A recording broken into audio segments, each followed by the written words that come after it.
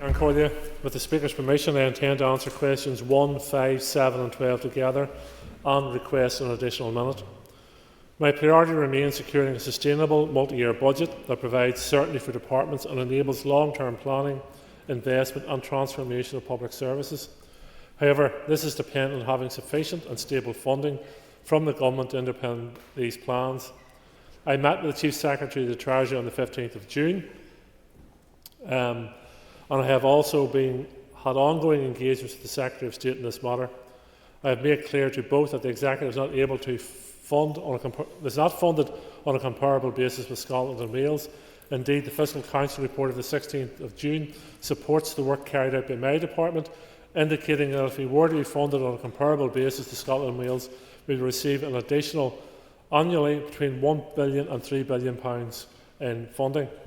Addressing this disparity remains central to achieving a sustainable financial footing, and I will continue to press for progress, including on a full fiscal framework to support long-term stability.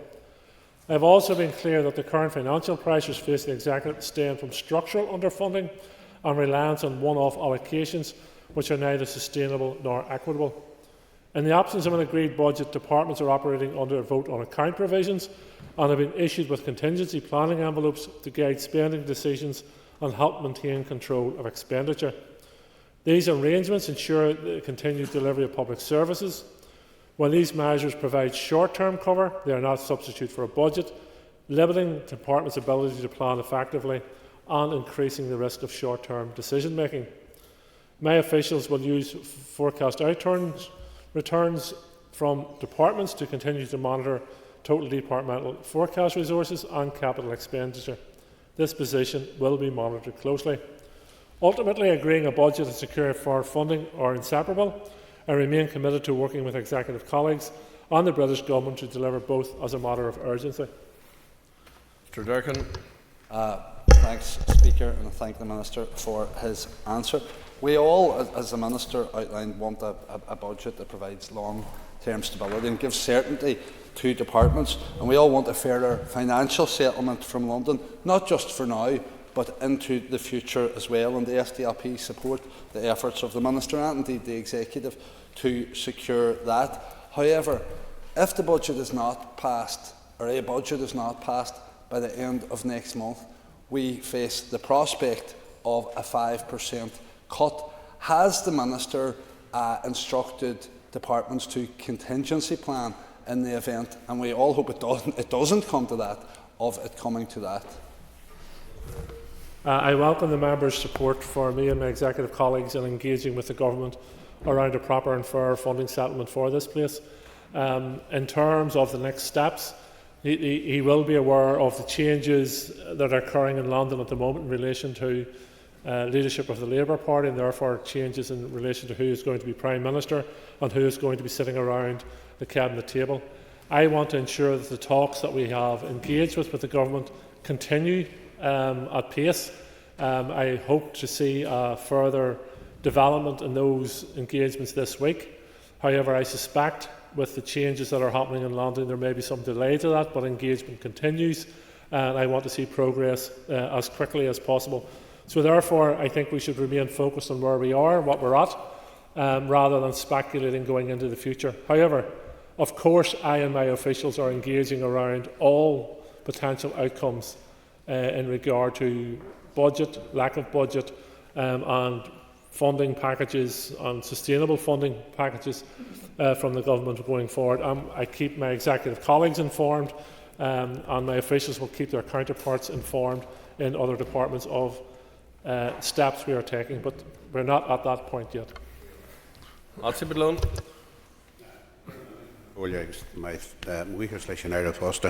Minister, I'm sure you're looking ahead to the change of leadership in the UK and the change of Premier.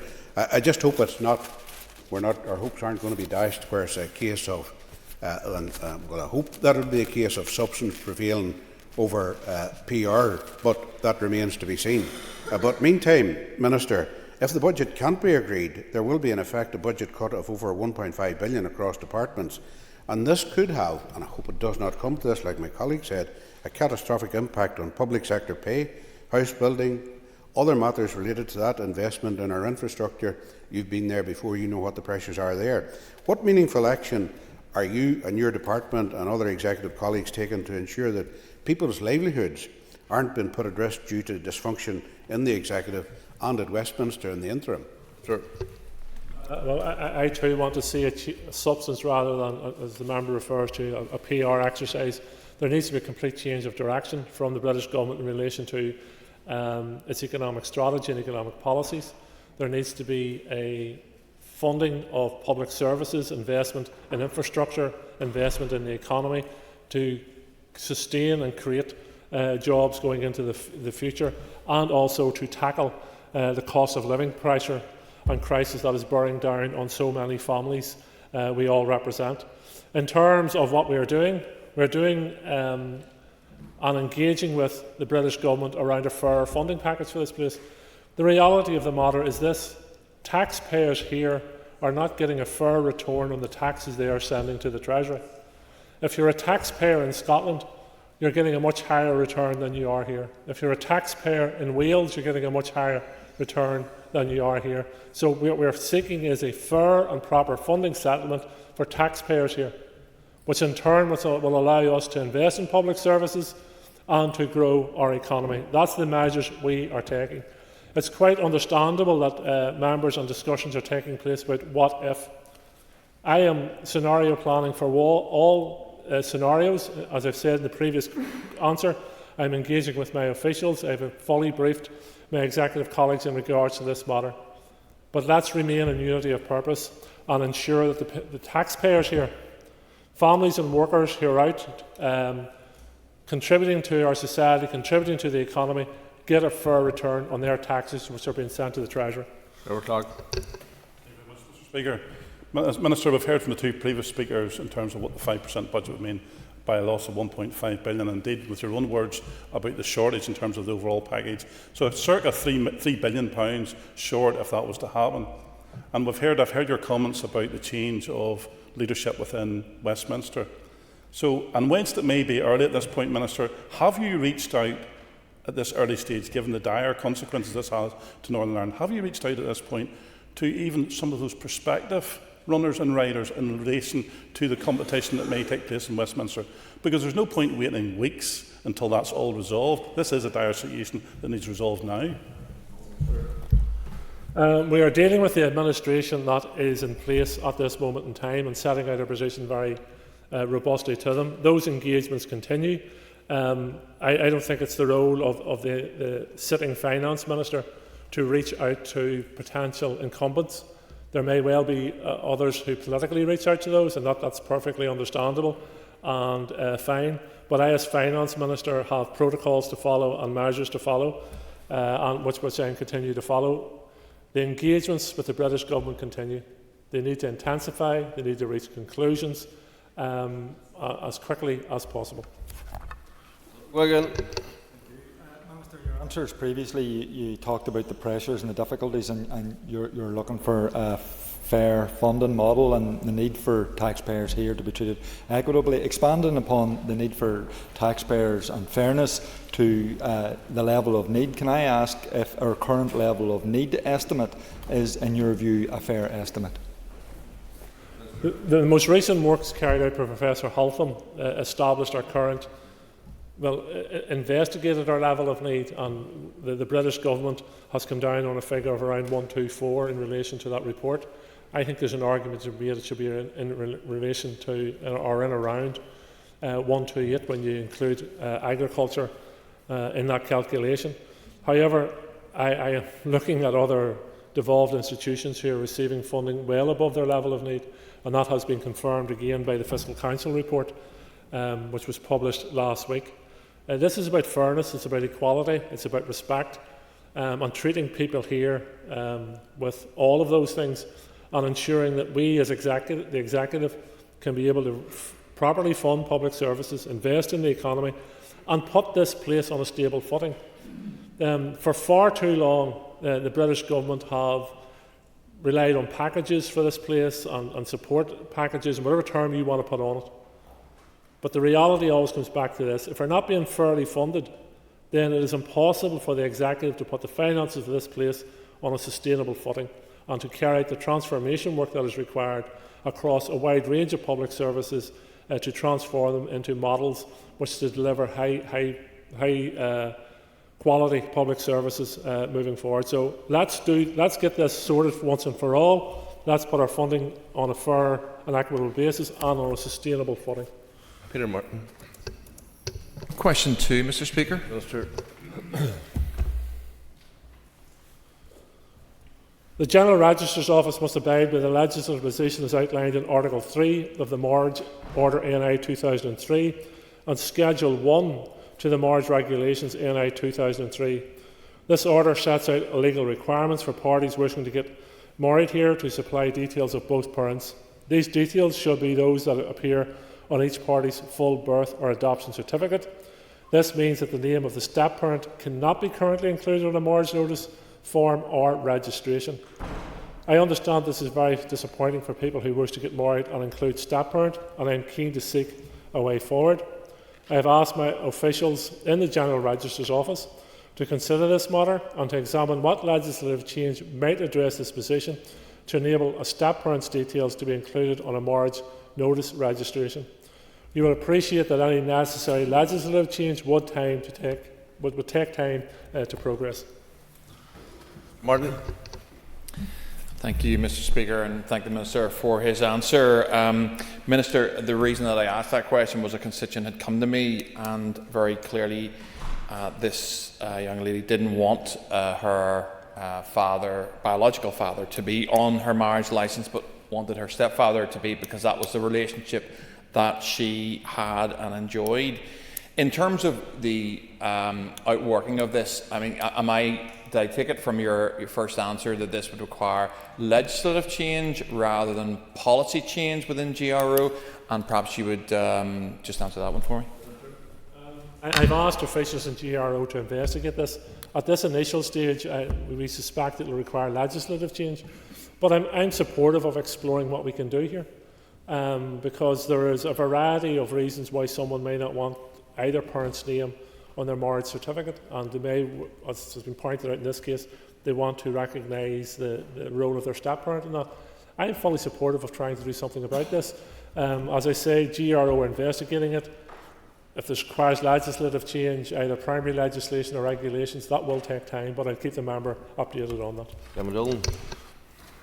Corlia. And Minister, just on the topic of legislative change, how long would it take to change the legislation to include a step-parent, do you know? Well, as I said to the previous questioner, it depends whether it is primary legislation or secondary legislation that requires changing. GRO has been contacted with this issue approximately 5 times in the last year. This is usually from couples seeking clarification that information can be provided by the registrar is correct. And so legislation going through the House does take a matter of time, depending on what category it falls into. I suspect it may be the next mandate before this can be finalised, but as I say, GRO are investigating, and I have no doubt that there will be a willingness in the Chamber and committees to move this matter forward as quickly as possible, as long as we can be assured that we're making the correct changes. And Kingston. Thank you, Mr. Speaker. Question number 3.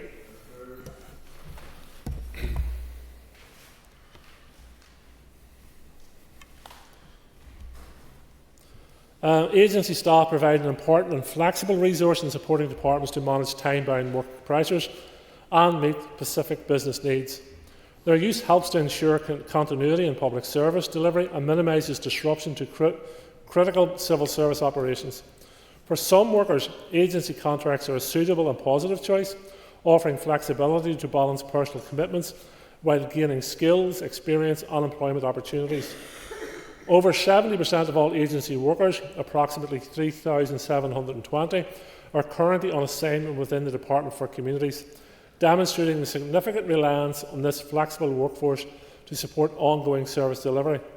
A substantial proportion of those roles support the Department for Work and Pensions contract, with over 45% of all agency workers engaged in DWP roles, approximately 2,426. However, the strategic priority remains to reduce reliance on agency workers by building a resilient and sustainable permanent workforce. This is being advanced through effective workforce planning and an extensive programme of recruitment. At present, approximately 260 recruitment competitions are underway across a range of grades. As these competitions conclude and successful candidates take up post, agency usage is expected to decrease on a phased and managed basis. Mr. Kingston. Thank the Minister for that answer. And Minister, you will be aware that your own departmental figures showed a 76% increase in agency staff across the Northern Ireland Civil Service in the 3 years from 2023 to 2026, reaching a total of over 5,250 agency staff in January this year. I know that just under half are working in the DWP contract in the Department for Communities, but we have heard at Finance Committee of agency staff working in those contracts for 7 years or more. So, Minister, is there an active policy? I hear what you said there, but is there an active policy to enable long-term agency workers to become directly employed with the flexibility to be deployed as needed within the Northern Ireland Civil Service? As the member says, a significant proportion of the increase in agency staff is a direct result of the Department of Work and Pensions contract with the Department for Communities. Well, less than half is quite a significant number in this case. And that is an agency contract with DFC. It's what's set out in the DWP contract, as far as I understand. It meets the needs of DWP. And in some instances, it meets the needs of staff, but except not in all instances. And I want to see us to move to a more sustainable workforce in terms of guaranteeing current agency staff full-time employment. My understanding of the situation is that all posts must be applied for and fulfilled on merit, and you can't transfer agency staff across automatically to permanent roles. It's not possible, as I understand, under current employment laws and under other laws. But as I said in my original answer, we're looking at a variety of ways of ensuring we have a workforce which is sustainable, which protects the rights and entitlements of the workforce and draws more and more of those who wish to move away from agency work away from agency work. Linda Dillon. And thank the Minister for his answers so far, particularly raising the issue that there will be permanent recruitment processes.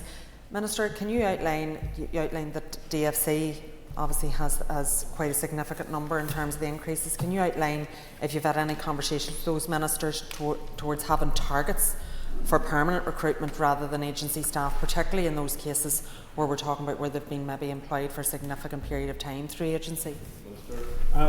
There's an ongoing programme of work across the civil service around this, and as I said in my original answer, that movement to a sustainable workforce where we minimise the use of agency staff and ensure that we're fulfilling posts and having less and less agency workers.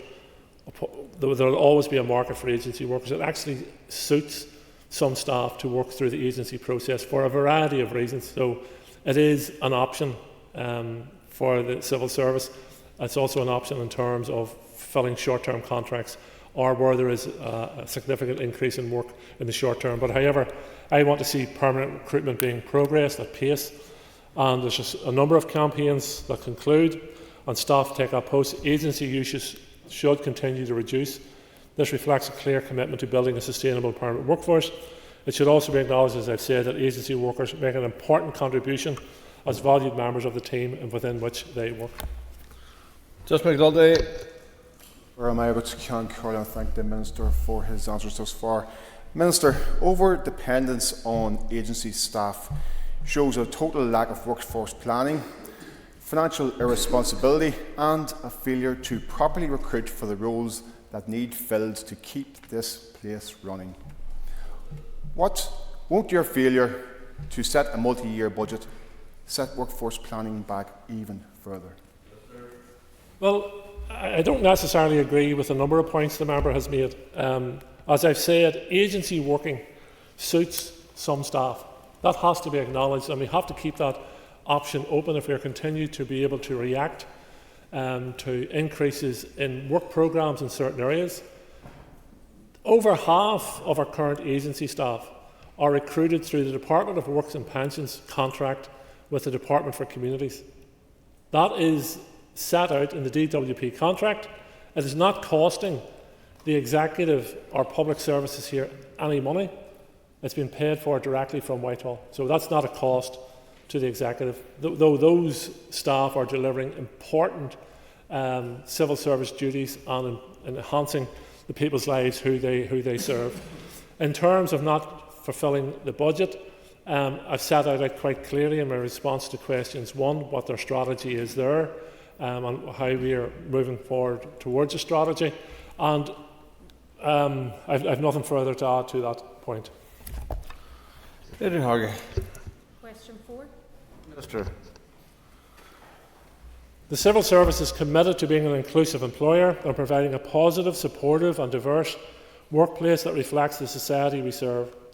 As one of the largest employers here with over 24,000 staff and as a public service provider, it is important the civil service recognises and respects the diversity of people's identities, experiences and backgrounds. Having diversity and inclusion at the heart of everything we do will help us attract and retain the best, most diverse talent, create diversity of thought to support better policy making and deliver better services to the people here. Diversity and inclusion is a strategic priority within the People's Strategy 2025 to 2030. This is supported by visible senior leadership across the civil service through the Diversity Champions networks and 4 thematic diversity leads covering gender, race, ethnicity, LGBTQ+, and disability. 7 staff networks provide peer support, advocacy and a collective voice for employees. Progress is strengthened through external benchmarking and recognising through accreditations, including the Silver Diversity Mark, Platinum Owners Accreditation and the Disability Positive Accreditation.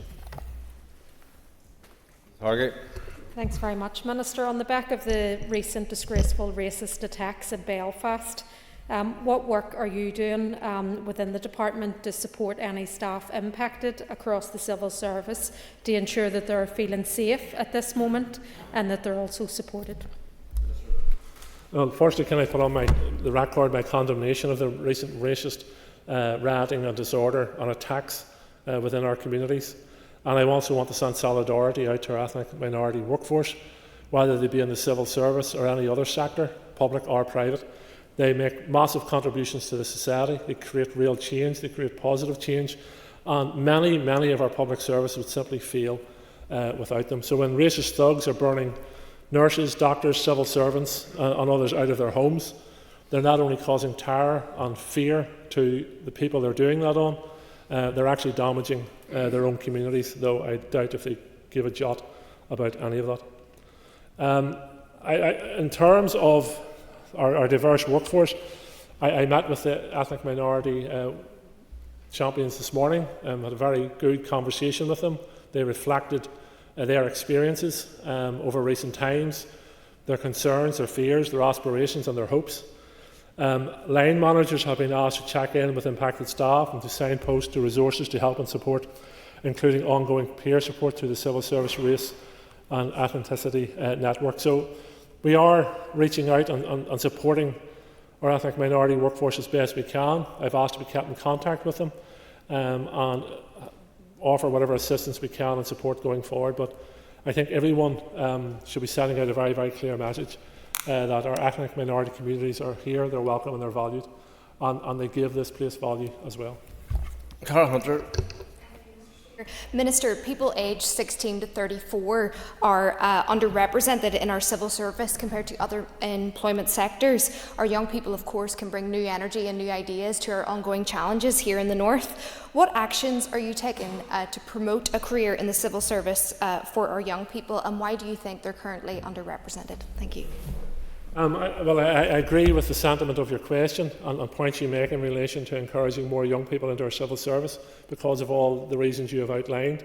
I think one of the most successful programmes we run is in relation to student placement within the civil service. The energy when you go into a room full of young students who are coming into the civil service for a year. You can just feel it, and the enthusiasm they bring, and the reports back from the various departments and branches they go into reflect that energy and enthusiasm for the service. And we are constantly reviewing how we recruit and retain our staff, how we promote to underrepresented groups within our civil service, and how we ensure that they are aware of and are able to access our applications in a fair and equitable way, and I will continue to do that. Terry Kelly. Kirsty Shayler, Health, question 6. I've already stated both in this chamber and at the Finance Committee that I want to increase the level of liability for non-domestic vacant rating. It is my firm view that we need to challenge the blight of vacant properties in our villages, towns and city centres. My officials have provided me with advice in relation to this, and I plan to launch a 12-week consultation next week on this matter. Stakeholders will be invited to give their views on a phased increase to the current 50% rate, rising to 75% and then to 100%. The current 50% rate is lower than in other jurisdictions and is seen as weakening the incentive to bring vacant properties back into use. The consultation proposes a change that is intended to encourage occupation, reduce long-term vacancy, bring the policy closer to arrangements in other jurisdictions, and raise additional revenue. Mr. Kelly. Going previous lesson, I sucked on Friday, so thank him for his answer up to now. In terms of the impact of raising vacant property rates, as you've announced there, it's going to consultation, do you have a view of what impact that will actually have? Well, I want to see it having the impact of reducing the prevalence of vacant units in our high streets or our villages and other parts of our town centres. I think this is a way of motivating investment. If fully implemented, it's estimated that those changes would have a potential to unlock a further £20 million of revenue to fund central and local government spending. That is quite a significant amount of funding to release. So in terms of the objective of the policy, to see vacant buildings being brought back into use, I think is, as a priority on its own, stands. Then in terms of raising further revenue, as a priority also stands, because quite significant change to our public services can be generated through an additional £20 million of revenue. McMurray. Mr. Minister, do you intend to review any other rates relief in the remainder of this mandate?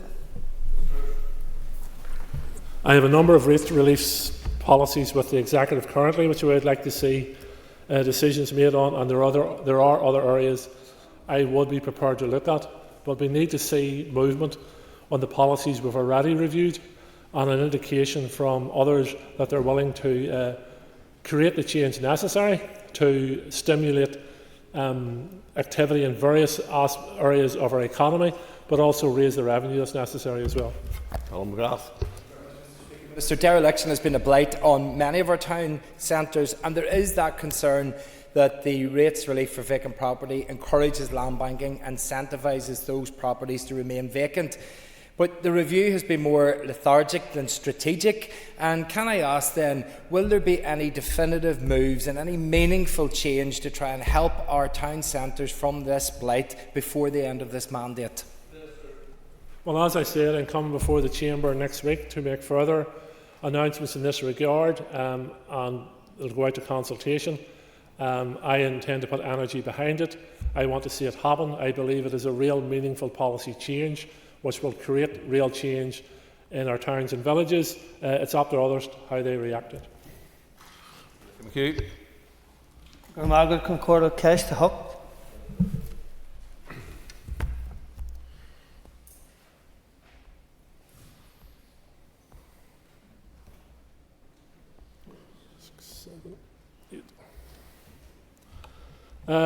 It's clear to me that Transformation Fund is having a positive impact on the delivery of public services here.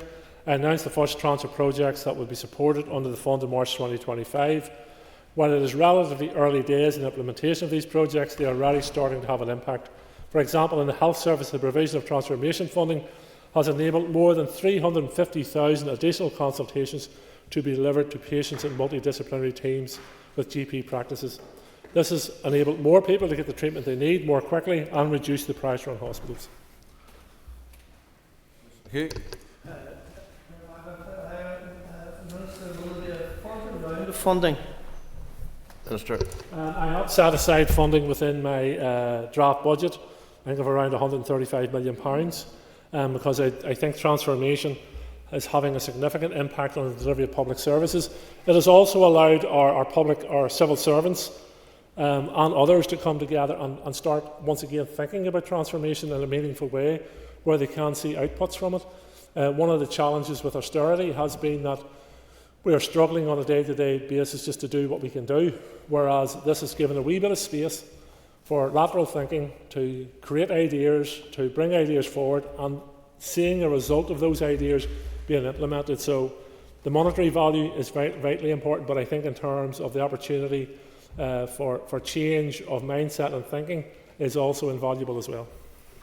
The topicals, Matthew O'Toole.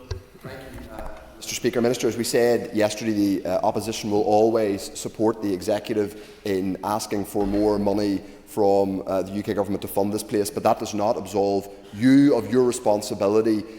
There has been a huge amount, I'm afraid, of bluff and bluster from you about the absence of a budget. You published a draft budget in January, not me, not the British Government. You said it was transformational, not me, not the British Government. It still isn't agreed. Number one, Minister, is it your position that that budget, which you consulted on and said was transformational, is now completely off the table and is undeliverable? Number one. Number two, will you confirm, yes or no, that if a budget is not agreed, there will be more than £1 billion of cuts to our public services? Well, I welcome the fact that the member has confirmed that he hasn't published anything. That's now on the public record. That the Leader of the Opposition hasn't published an alternative budget, hasn't published any documents in relation to how we would create the momentum behind the change that is required to our public services moving forward. So that's on the record. No alternative budget from the opposition. I published a draft budget for a number of reasons, and the most important reason being this: we needed to move the process on from political engagement behind closed doors, which has its place and is useful, to where I published a draft budget to allow the public, the people out there, to have their say in the consultation and to put figures and facts on paper for analysis. I engaged in a round of engagement with my executive colleagues. It was quite clear that none of my executive colleagues could deliver the frontline public services with the quantum of funding we had. I moved then to further engagement with the British Government, to now we are at a stage where we're having intensive discussions with them, with my view now needs to come to an end, with an offer being made. In relation to where we're going to end up in 4 weeks or 6 weeks' time, as I said in the first question I was asked today, I am looking at all potential outcomes of this, and I've kept my executive colleagues informed about those matters, and we will continue to scenario plan moving forward. But the Plan A, Plan B, Plan C, Plan D, Plan E, wherever you want to go to, is to ensure that the British Government have a fair return for taxpayers here from the Treasury, because currently we're not getting it. Minister, we're not on holiday yet, but you appear to be in almost horizontal mode when it comes to the crisis. You talk about frontline public services. I am aware, as other members will be aware, of public services that are at risk this summer. Councils, community and voluntary sector organisations operating services, holiday hunger services, community integration services, social supermarkets, a vast number of public services at risk, in some cases not running them at all. Just this minute at 4:30, there was published a document from you in absence of June monitoring, making clear that we are not able to draw down on Westminster main estimates funding. Will you accept that there are public services in crisis now that cannot proceed this summer to help vulnerable people because you and the executive have not passed a budget? Please be honest about that. Our public services have been in various states of crisis for well over a decade. You haven't noticed? Did you not notice? Austerity has been biting and consuming our public services for well over a decade, while other institutions are being funded above their level of need. The British Government have been treating this place with utter contempt and disrespect. So I have engaged with and continue to engage with the British Government on a proper funding package. I know the member's looking for a different angle to the story. He's trying to get his name out in the media. He's trying to do all those sorts of things, right? But to see if he's serious about all those projects that he has concerns about, if he's serious about them, he will present a united front to the government and insist that this place is fairly funded, that taxpayers get a fair return on their taxes, and that we are treated in an equitable, respectful manner, the same way they're doing with other devolved institutions. Mr. Dixon. Thank you, Minister, for your answers so far. Minister, can you outline to the House what engagement, if any, you've had with His Majesty's Treasury with regards to UK-wide reduction in VAT for the hospitality sector? This matter has been raised in practically every meeting, if not every meeting I've ever had with CSTs, and my officials raise it regularly with their counterparts in the Treasury, and I know it has been raised at the highest levels of government by FM and DFM as well. Unfortunately, they are not listening. They make decisions based on what their needs are, largely in the south of England, and have little, if any, reflection on what the needs are of businesses here who are operating on an all-island economy and are seeing reductions in VAT to hospitality just matters of metres down the road from them and having to deal with the challenges that brings to them. Mr. Dixon. Thank you, Minister, for your answers so far. Minister, you will have noted, of course, that the Government have recently announced a VAT cut for some family expenses for a range of activities over the summer. So that is perhaps a change. Can you continue to press for a similar trial for VAT in terms of the hospitality sector, and offer Northern Ireland as the place to do it? I note the recent announcement in relation to summer activities and some of the measures that were taken in relation to cost of living crisis that people are feeling. I think the government should have went much further and had the ability to go much further, and perhaps they wouldn't be in the current state they're in if they had have. But I will continue to press the British Government in regards to this matter. I think it's only right and proper that our businesses here can operate in a way which allows them to compete with businesses only a few metres across the hedge, basically, from them. So I'll continue to raise it. Trevor Clark. Thank you very much, Mr. Speaker. Minister, your department presides over a large number of civil servants from many different community, ethnic and diverse backgrounds. That said, what advice are you giving to your Permanent Secretary to pass on to your staff about their participation and identification with any of the Pride parades that may take place this summer? This is a HR matter for the civil service. I don't intervene in HR matters with the civil service. So any advice that will be shared with civil servants will come from my Permanent Secretary in consultation with other Permanent Secretaries and the head of the head of Civil Service. So you may cite an HR matter, however, it's also a legal matter, and you are the Minister for the department responsible for that workforce.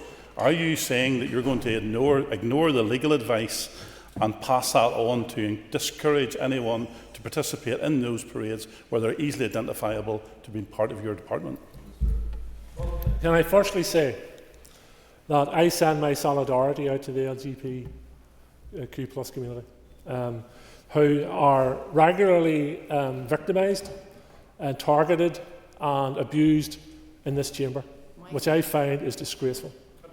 So, I find it disgraceful, where people try angles and everything they can think of to target and point at that community. They are our workers, they are civil servants, they carry out duties on behalf of everyone every day, and I commend them for it. So in relation to my answer, it remains the same as was. HR is law, and anybody who's had to deal with HR issues will know that HR is law. Paul Frey. Minister, yesterday we launched the baby loss certificates, and that's very welcome, something my party has pushed for for many, many months and indeed years. So I congratulate you on your work in that regard. It had come to my attention last night that some of my constituents, whilst trying to apply for the baby loss certificate, Antrim Area Hospital wasn't one of the named hospitals. Can the Minister give me guarantees that he will investigate this to see what the issue is? Yeah, I will follow that up for the member. Just as way of an update, in this last 24 hours there has been 1,800 applications, which I think is a recognition of the parents out there who want to access these certificates and enter this process. So I will certainly follow that up and see why that is the case. Mr. Frew. Minister, for that answer and the success so far of that baby loss certificate. It certainly warrants the need for it in the first place. So that's welcome news. Has the Minister put in place some review into the certification scheme and the application for it, so that we know in a week's time, in a month's time, in 6 months' time, that it is working the way it should be working? I've asked my colleagues in the Registrar's office to keep me updated on processes, on the progress of it. I suspect there may be a number of glitches, just given the scale of numbers that will apply to this. And in fairness to the GRO team, they got the system up very, very quickly, and with support from across the civil service and elsewhere to get up and going. But thus far, as I say, 1,800 have applied. I've asked for updates on it. I suspect we will run into challenges because as it becomes more and more known, more and more people will apply. But there is a determination within the team to make this work, and thus far that has proven to be the case. And I have no doubt that if we run into glitches, that determination will resolve matters quickly. Peter Martin. Thank the Minister for his answers so far. I'm going to follow on a theme that my colleague just mentioned there, which is the baby loss certificate scheme. Can the Minister outline what engagement he is currently having with trusts and charities to ensure that any families who have been affected through baby loss are signposted correctly? Yesterday evening's lunch, we had a number of charitable organisations with us who have been to the forefront of this project and have been crucial in ensuring that not only we engage with them, but with many, many parents around the make-up and the delivery of the scheme. That will continue, and that engagement will continue with them because they have been proven to be invaluable partners in this project. Mr. Martin. Thank the Minister for his answer. Just in terms then of, he referenced in his answer to my colleague, the GRO, and I believe a figure of 1,800 applications over the last 24 hours. Does he have the confidence and assurance that GRO will be able to process that volume, and if he has any concerns, will he put in place additional staff to service the demand? GRO have been expecting a significant initial demand for this service and have been preparing for it. I suspect as the days increase or continue, that demand will increase. So we will continue to monitor the situation, and where necessary we will bring in staff to ensure it is being met. Tom Buchanan. Thank you. Minister, can you confirm the annual cost of climate-related statutory obligations and spending requirements? It will be down to each department to report those. I don't have those figures in front of me. I suspect it would require information coming from each department. But measured against those, I suspect we would also have to look at the cost of doing nothing. And whatever your views are on why climate is changing, climate is most certainly changing. And you see the consequences of that across Europe at the moment. Mr. Buchanan. Thank you. Minister, would you agree then that this is having a huge impact on major capital projects, for example within health and education, who are being starved of capital funding, and is it down to the amount that they have to spend on climate change? There's at least one court case going on at the moment, so I'm conscious of that in terms of my comments. But I do believe that infrastructure can continue in conjunction with the Climate Change Act we have in place. Let's await the outcome of the current judicial review and then assess the situation after that. Declan McAleer. Thank you. Minister, along with yourself and other representatives of this House, I attended the official launch of the Baby Loss Certificate Scheme yesterday in the Long Gallery. Minister, how important do you feel it was to engage parents in the co-design of this very much welcome scheme? My opinion, has been crucial to the success of the scheme to engage with those parents and their advocacy groups around the scheme, the design of it, what the certificate and what will be on the certificate was vitally important. Because at the end of the day, and there's been full support across this House for this scheme, we were delivering it on their behalf. Thank you. And that concludes questions to the Minister of Finance. Time is up. We now move on to questions to the Assembly Commission. I call